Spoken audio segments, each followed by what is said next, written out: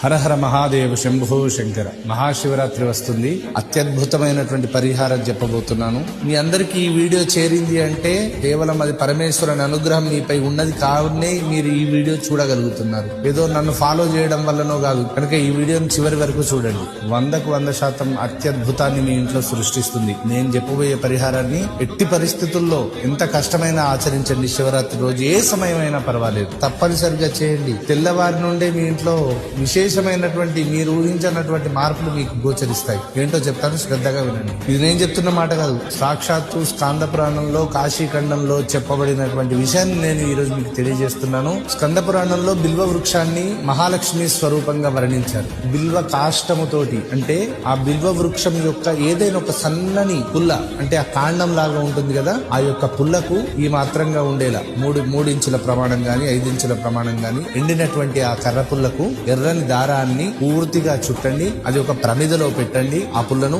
ఆ పుల్ల ఆగడానికి దాని చుట్టూరుగా ధాన్యాన్ని, బియ్యాన్ని పోయండి. లేదా ఏదైనా విడల్పైనటువంటి కంచు పాత్ర గాని లేదా కలశంలో అయినా పర్వాలేదు. ఆ పుల్లని ఇలా నిలువుగా పెట్టి దాని చుట్టూరుగా బియ్యం పోసి దాంట్లో దీపారాధనకు వాడే నెయ్యి గాని నువ్వుల నూనెతోటి గాని దీపారాధన చెయ్యండి. మీరు నమ్మినా నమ్మకపోయినా ఇది గొప్పనైనటువంటి అత్యద్భుతమైనటువంటి మార్పును మీ ఇంట్లో కలిగిస్తుంది. దీంట్లో ఎటువంటి సందేహం లేదు.